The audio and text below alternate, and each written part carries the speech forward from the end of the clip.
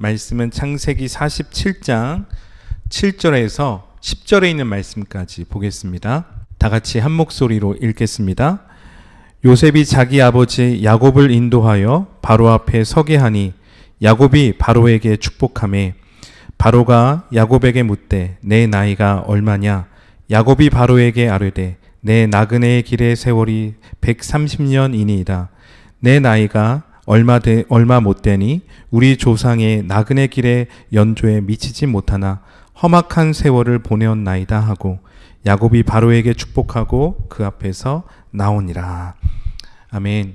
삶을 살다 보면 부정적인 경험과 또한 긍정적인 경험을 복합적으로 만나게 됩니다. 이로 인해서 울기도 하고 또한 웃기도 합니다. 그 속에서 사람은 인생을 배워갑니다. 그래서 인생은 과정이 중요합니다. 과정이 없이는 결과가 있을 수가 없죠. 오늘 우리는 야곱의 일생을 간단하게 살펴보면서 그의 삶에 일하신 하나님이 동일하게 우리 삶 속에 일하고 있는 분이심을 깨닫는 그러한 일들이 있기를 바랍니다. 오늘 본문의 말씀은 야곱이 애굽에 도착한 후에 그의 아들 요셉의 인도를 받아서 바로 앞에 나아가는 장면입니다. 바로가 야곱에게 묻습니다. 노인께서는 연세가 어떻게 되십니까? 야곱이 대답을 합니다. 이 세상을 떠돌아다닌 횟수가 130년입니다. 나의 살아온 날이 굳은 일 뿐이었습니다. 노년의 야곱은 바로에게 자신의 삶에 대해서 말하길 그의 삶은 나그네의 삶이었다. 그리고 그는 험악한 세월을 보냈다라고 자신을 소개하고 있습니다. 그의 삶, 야곱의 삶은 어려움의 순간들이 많았다는 것을 우리는 성경을 통해서 볼 수가 있습니다. 형을 속여서 목숨의 위험을 받았고 그래서 하란으로 도망쳤고 또 하란에서 삼촌 라반에게 속임을 당하기도 했습니다. 한때는 딸 디나가 강간을 당하기도 했고 아들 요셉이 애굽으로 팔려 가기도 했습니다. 그의 가정을 보게 되면 그의 가정은 늘 불화와 갈등이 있었습니다. 이렇게 볼 때 야곱의 일생을 평가해 본다면 그의 일생은 오늘 그의 고백처럼 험난했다는 것을, 험악한 세월을 보냈다는 것을 알 수 있게 됩니다.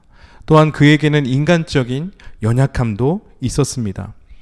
그럼에도 우리가 성경을 읽으면서 발견하게 되는 것은 그를 향한 하나님의 계획은 한 번도 변함이 없었다는 것입니다. 하나님은 야곱의 하나님이 되셨습니다. 하나님께서는 그 야곱의 이름을 바꾸셔서 이스라엘이라는 새로운 이름을 주셨습니다. 그리고 그의 아들 12명을 통해서 장차 이스라엘이란 나라의 기초가 되는 12지파를 삼으셨습니다.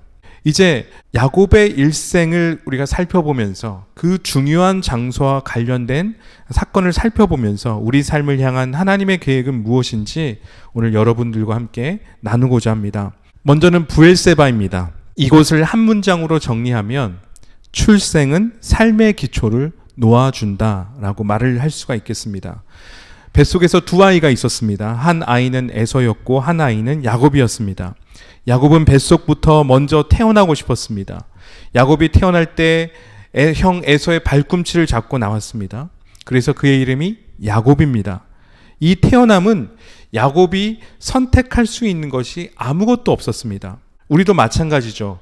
아무리 엄마 아빠 왜 나를 이렇게 낳으셨나요? 라고 하소연을 하더라도 태어날 때 우리는 부모와 가정의 환경 그리고 나의 생김새, 나의 건강의 상태 등을 선택할 수가 없습니다. 이미 이 모든 것들은 정해져서 우리에게 주어진 것들입니다. 여기서부터 우리를 향한 하나님의 일하심은 시작이 됩니다. 이것을 하나님의 주권적 기초라고 합니다. 우리가 응애하고 태어난 그 가정에서부터 이 땅의 삶은 본격적으로 시작이 됩니다. 우리가 아이들을 보면 그 부모가 보이게 되어져 있습니다. 그런데 많은 사람들은 이것을 부정하고 싶어 합니다. 나의 태어남을 부정하고서는 내가 있을 수 없습니다. 야곱의 이야기의 문제는 이것부터 시작이 된다는 것이죠. 야곱은 자신이 둘째라는 사실, 장자로서의 권리를 갖고 싶은 욕심, 그리고 그것을 갖지 못함에 대한 분노를 느끼고 있었습니다. 야곱은 기회를 노리다가 형의 장자권을 죽 한 그릇을 삽니다. 또한 그 어머니 리브가의 책략에 동참을 합니다. 그래서 아버지 이삭과 형 에서를 속이고 형의 축복을 가로챕니다. 야곱의 이름은 발꿈치를 잡았다는 뜻입니다. 그 이름과 같이 야곱의 일생의 삶은 속이고 속는 삶의 연속이었습니다. 우리가 태어날 때의 환경은 우리 삶의 기초를 다지게 하는 것이죠. 그 기초를 인정할 필요가 있습니다. 그런데 우리의 문제는 그것을 부정한다는 것입니다. 그래서 남들과 비교를 합니다. 이 비교로 인해서 욕심이 생깁니다. 그 욕심이 삶에 대한 부정으로 나타납니다. 내가 아빠를 닮지 않고 엄마를 닮았더라면, 부모님이 조금만 돈이 많았더라면, 우리 아빠가, 우리 엄마가 따뜻한 성품의 사람이었다라면, 아무리 이렇게 생각해도 이러한 것들은 바꿀 수 없고 이미 우리들에게 주어진 것들입니다. 그렇다면 여러분, 우리가 어떻게 해야겠습니까? 인정입니다. 나에게 주어진 것들을 받아들이는 것부터 배우는 것이 우리들에게 필요하다는 것입니다. 여러분, 인정은 배우는 것입니다. 우리에게 주어진 것들을 통해서 하나님은 삶의 변화를 가져오심을 배워야 합니다. 문제는 지금은 이 사실을 모른다는 거죠. 지금은 단지 이 모든 것이 어쩌면 싫을 뿐입니다. 하지만 나중에 한참의 시간이 지난 후에 우리는 이것이 너무나도 소중했다는 것을 깨닫게 된다는 것입니다. 그래서 노년의 야곱이 바로 앞에서 이런 고백을 합니다. 내 인생이 험악했습니다. 여러분, 이 말은 야곱의 삶에 대해서 깊은 깨달음이 있는 말이었다는 것을 기억하시길 바랍니다. 두 번째는 베델입니다. 이 베델은 내면의 성장이 시작이 되는 곳이다 라고 말을 할 수 있습니다. 야곱은 하란으로 도망을 가던 중에 몸과 마음이 지쳤습니다. 그래서 한 곳에 도착을 해서 노숙을 합니다. 거기서 야곱은 꿈을 통해서 하나님을 만나게 됩니다. 그리고 그곳을 하나님의 집, 하늘의 문이라고 베델이란 이름을 짓습니다. 야곱은 그곳에서 하나님은 나의 하나님이시다 라는 신앙 고백을 하게 됩니다. 그리스도인들에게 중요한 것은 하나님을 나의 하나님으로 만나는 경험이 필요합니다. 이 경험이 있을 때 그리스도인들은 내면의 성장을 시작하게 된다는 거죠. 야곱은 베델에서 하나님을 만남으로 인해서 새롭게 펼쳐질 삶을 살아갈 힘을 얻게 되었습니다. 하나님을 나의 하나님으로 만나는 경험은 모든 사람이 경험해야 할 과정입니다. 그렇다고 해서 그것이 끝이 아니죠. 단지 하나님을 나의 하나님으로 고백하는 것은 단지 시작이라는 것을 기억할 필요가 있습니다. 이제 하나님을 만난 삶은 삶의 검증이 필요하다는 겁니다. 왜냐하면 여전히 살아내야 할 삶의 여정이 남아있기 때문입니다. 이제 야곱은 하란으로 남은 삶의 여정을 출발을 하게 됩니다. 자, 이제 하란입니다. 하란은 성숙을 향한 삶의 인도를 받는 장소라고 말을 할 수가 있습니다. 삶의 검증의 시작은 성품의 개발을 뜻합니다. 삶의 검증에서 중요한 것이 있다면 그것은 신실하고 올바른 반응을 보이는 것입니다. 성숙을 향한 삶의 인도함을 받는 것은 다양한 환경과 관계를 통한 성장을 말하고 있습니다. 야곱은 하란에서 자신을 넘어 이제 다른 이들을 만나야 하고 또한 그 속에서 그들과 관계를 해야 되고 그 속에서 하나님의 다루심을 받게 됩니다. 오늘 말씀을 보니까 야곱이 정확하게 하란에 도착을 합니다. 그곳의 한 우물가에서 라반의 딸 라헬을 만나게 됩니다. 야곱이 사막에서 길을 잃지 않고 목적지인 하란에 도착을 하고 또한 그곳에서 라헬을 만났다는 것은 정확한 하나님의 인도하심을 받았다는 뜻입니다. 하나님을 만난 후의 삶은 하나님의 인도함을 받는 삶을 사는 것입니다. 그럴 때 우리는 하나님이 예비하신 목적지에 도착을 하게 된다는 거죠. 그런데 하나님의 인도함을 받는 과정에는 시련이 있다는 것입니다. 특별히 관계 안에서의 시련, 관계 안에서의 갈등이 있다는 겁니다. 하란에서 야곱은 그의 외삼촌과 그의 가족들과 이제 삶을 살기 시작을 합니다. 그런데 문제가 있었습니다. 야곱의 외삼촌 라반은 교활한 사람이었다는 것입니다. 라반은 야곱의 노동력을 착취하기 위해서 야곱을 이용합니다. 특별히 자신의 딸들과 결혼하는 것을 이용합니다. 야곱은 라헬과 결혼하고 싶었습니다. 그런데 라반은 야곱을 속여서 라헬이 아니라 먼저 야곱과 레아를 결혼을 시킵니다. 그 후에 야곱이 라헬과 결혼을 하게 됩니다. 이 기간이 14년입니다. 사랑을 위해서 야곱은 그 오랜 시간을 잘 버텼습니다. 야곱은 사랑하는 사람을 위해서 그에게 주어진 일에 책임을 갖고 성실하게 일을 했습니다. 이 과정 속에서 야곱은 자신의 일에 대한 책임과 성실성이 훈련이 되어집니다. 하지만 가족 간의 갈등이 생기죠. 먼저 레아와 라헬이 갈등을 하게 됩니다. 레아는 자녀를 낳게 되고 라헬은 자녀가 없습니다. 서로 야곱의 사랑을 받기 위해서 쟁탈전이 벌어집니다. 그 과정에서 그녀들의 여종을 야곱의 아내로 주게 됩니다. 그리고 야곱은 그녀들을 자신의 아내로 맞아들입니다. 그러면서 12명의 자녀를 얻게 됩니다. 두 번째 갈등은 야곱과 라반의 갈등입니다. 라반은 야곱을 부당하게 소유하기를 원했습니다. 그러나 야곱은 그 부당함을 알고 자신의 소유와 가족을 위해서 투쟁을 벌입니다.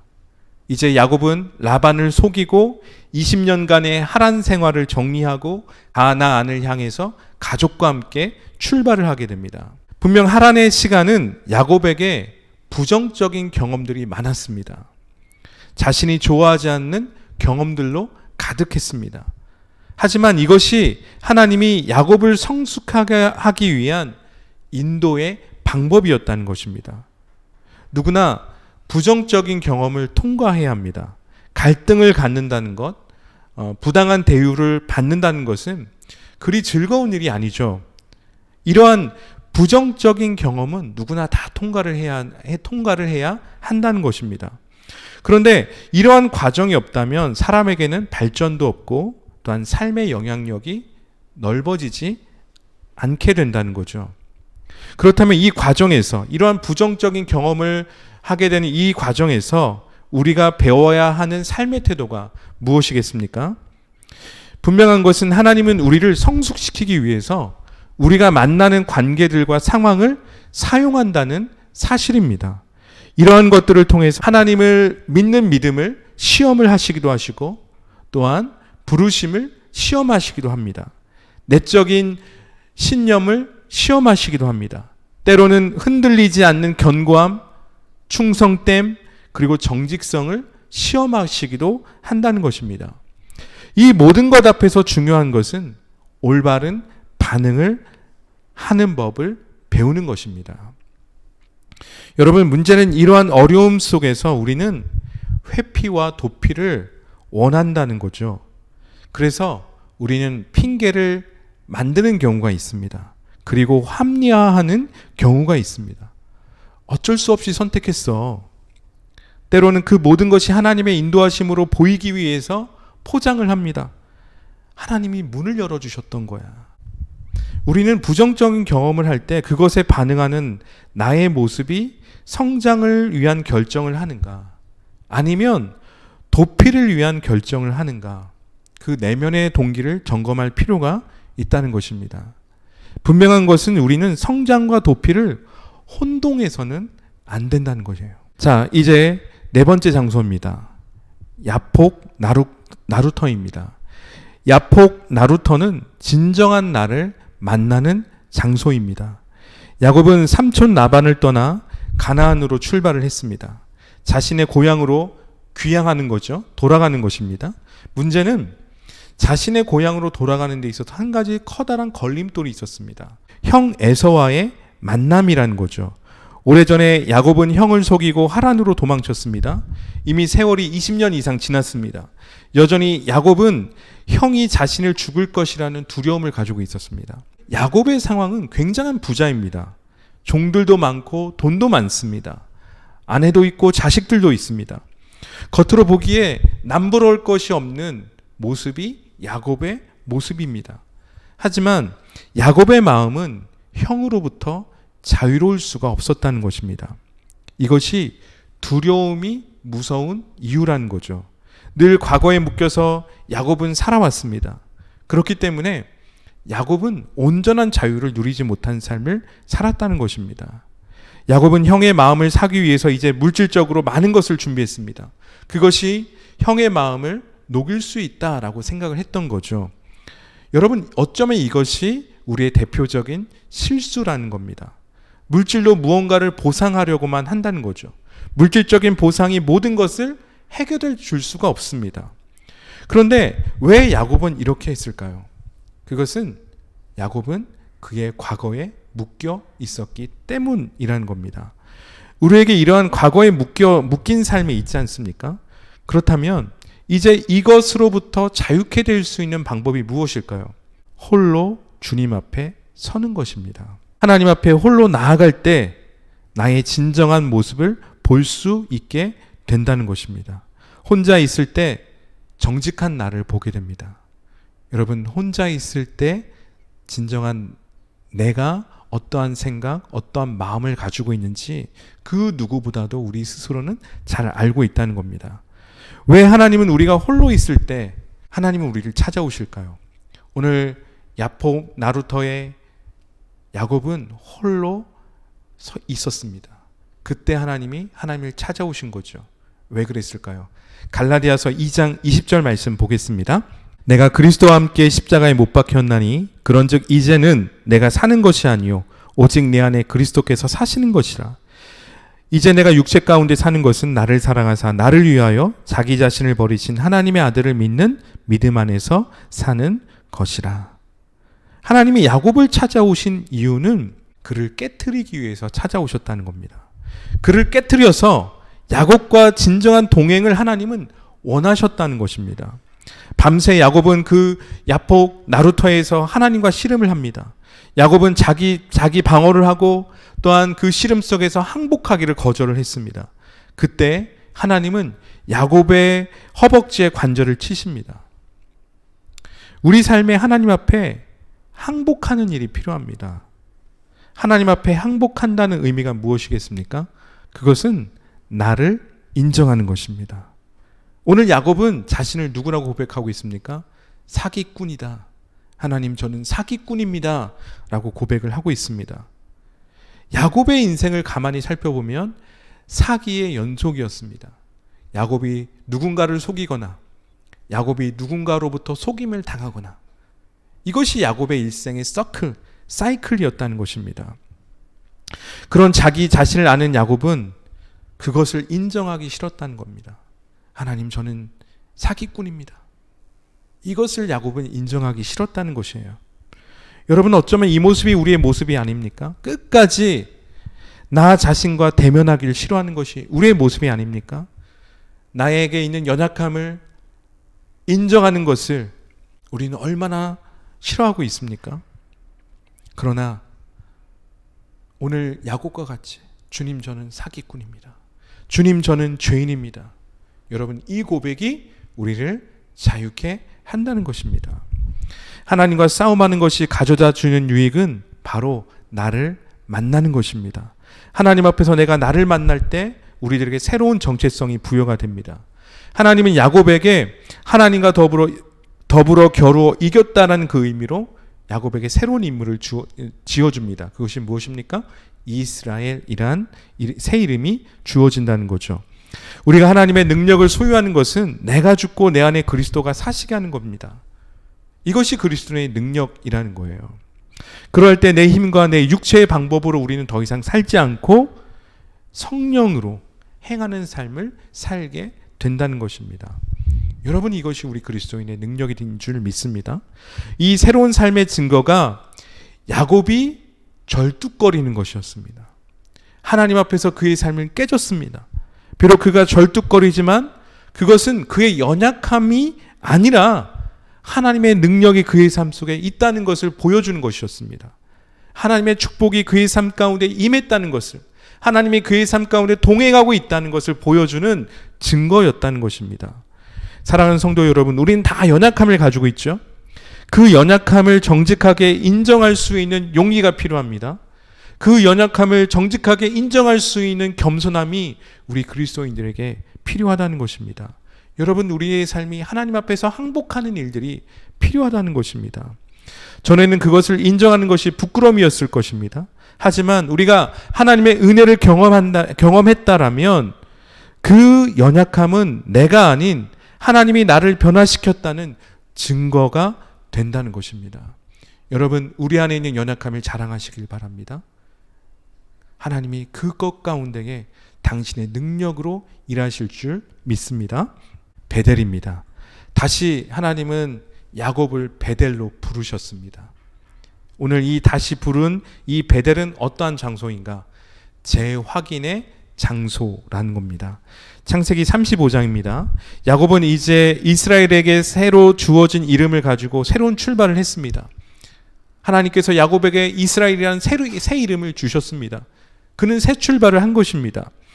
그런데 놀라운 것은 성경을 보게 되면 이 사건 이후에 야곱이 야복강 나루터에서 하나님과 싸움을 한 이후에 야곱의 이름이 이스라엘로 시작을 하지 않습니다. 야곱이란 이름으로 시작을 하고 있다는 거죠.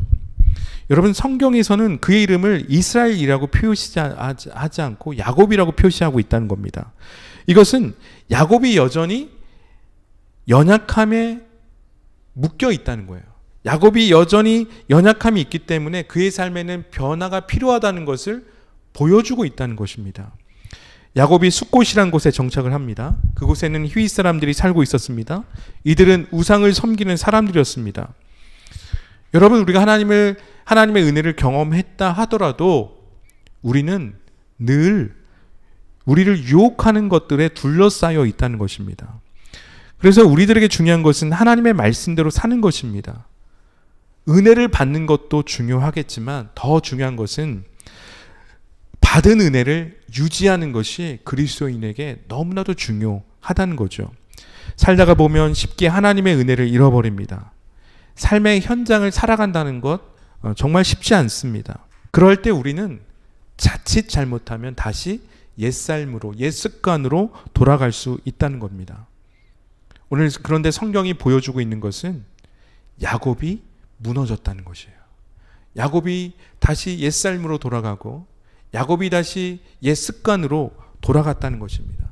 하나님의 은혜를 경험했지만 그 은혜를 지키지 않고 그가 살아가는 삶의 현장 속에, 세상 속에 타협을 하고 세상의 흐름 속에 살아갔다는 것입니다.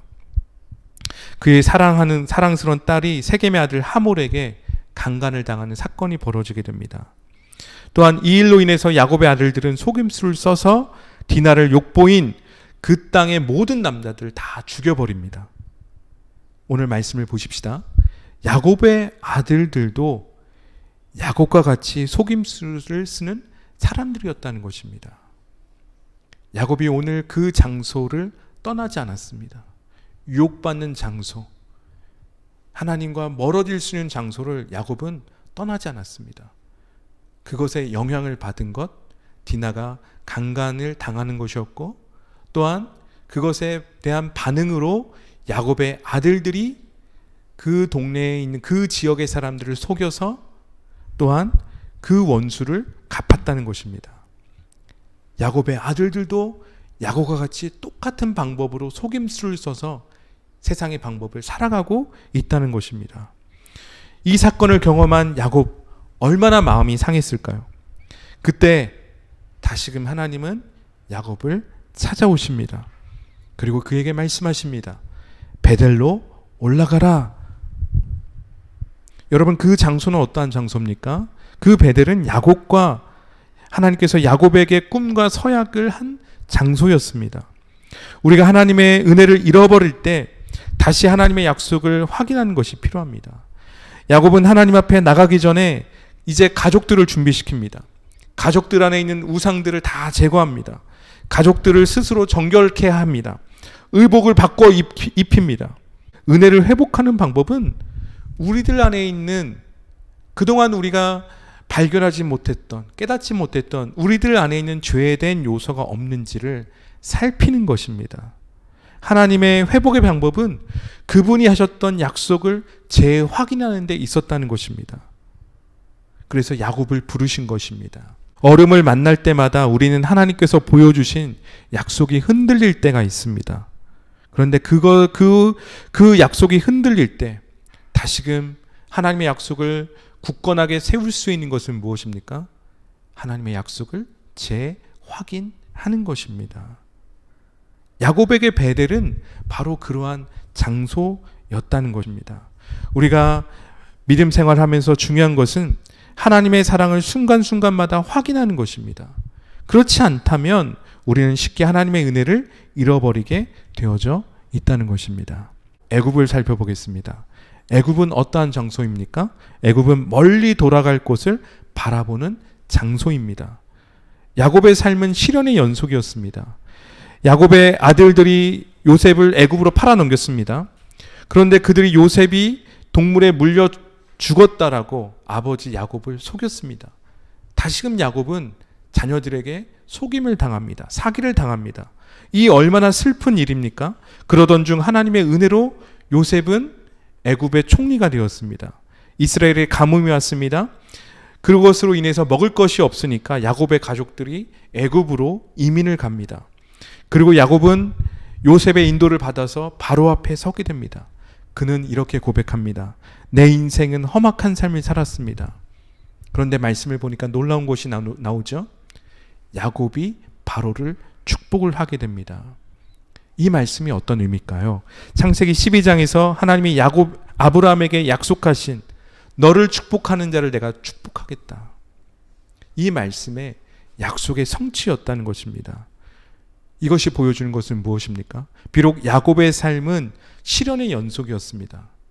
야곱은 그 시련의 연속을 보면서 험악한 삶을 살았습니다. 라고 고백을 했습니다. 어쩌면 그것이 정직한 삶의 고백이었을 것입니다. 그런데 여러분, 그 고백 속에는 또 무엇이 들어있냐면 나의 하나님은 신실하셨습니다. 나의 하나님은 결코 나를 향한 하나님의 계획을 결코 변하지 않는 분이셨습니다. 라고 말하고 있는 것입니다. 그의 삶에 굴곡이 참 많았습니다. 그렇지만 하나님은 그를 결코 떠나지 않았습니다. 그가 홀로 있을 때에 하나님께서는 동행하셨습니다. 그에게 가정을 허락해 주셨고 많은 재물도 허락해 주셨습니다. 그의 자녀들을 통해서 이스라엘 민족의 기초를 이루게 하셨습니다. 여러분, 우리가 우리 인생을 바라볼 때 순간으로 보면 아니 된다는 것입니다. 우리 인생을 볼 때는 전체로 볼 수 있어야 한다는 것입니다. 순간순간의 시간을 지날 때마다 우리는 고통의 시간, 시련의 시간을 통과를 해야 한다는 거죠. 그 순간에 초점을 맞추게 되면 여러분, 우리는 그 모든 것들이 부정적인 경험들로 생각할 수 있게 된다는 거죠. 하나님은 그 순간들을 사용하셔서 우리 삶을 당신의 계획 안에서 선하게 만들어 가시는 분이라는 것입니다. 오늘 이 사실을 분명하게 기억했으면 좋겠습니다.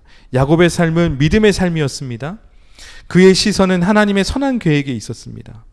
야곱은 연약함을 가진 사람이었습니다. 하지만 성경은 그 연약함 많은 인간을 믿음의 사람이었다, 믿음의 조상이다 라고 부르고 있습니다.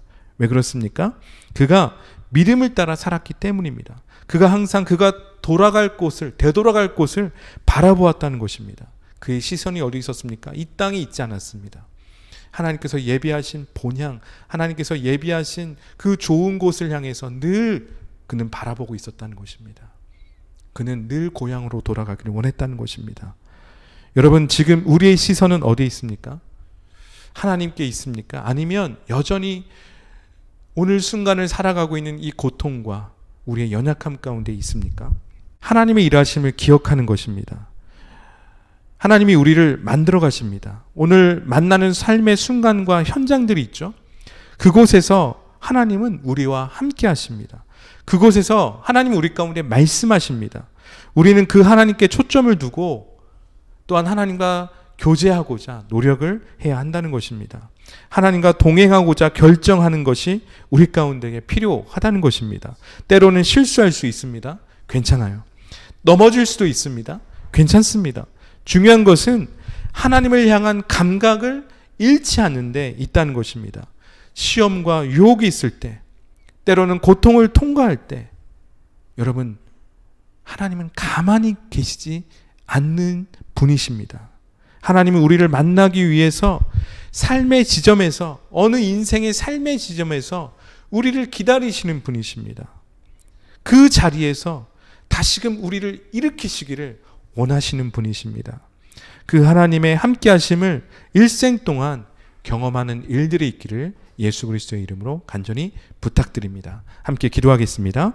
사랑과 은혜가 풍성하신 아버지 하나님, 우리의 삶 속에 일하시는 주님을 볼 수 있도록 인도하여 주옵소서. 하나님, 우리가 지금 통과하고 있는 시련들이 있습니다. 고통들이 있습니다. 때로는 억울함도 있습니다. 부족함도 있습니다. 그것을 볼 때마다 하나님, 우리는 고통스럽고 이것을 어떻게 이겨가야 될지 모르겠습니다. 그리고 하나님의 계획은 무엇입니까? 라는 이 질문만 우리는 가질 수밖에 없습니다. 하나님, 우리가 그렇게 말할지라도 주님은 우리를 향한 선한 계획을 준비하시는 분이신 줄 믿습니다.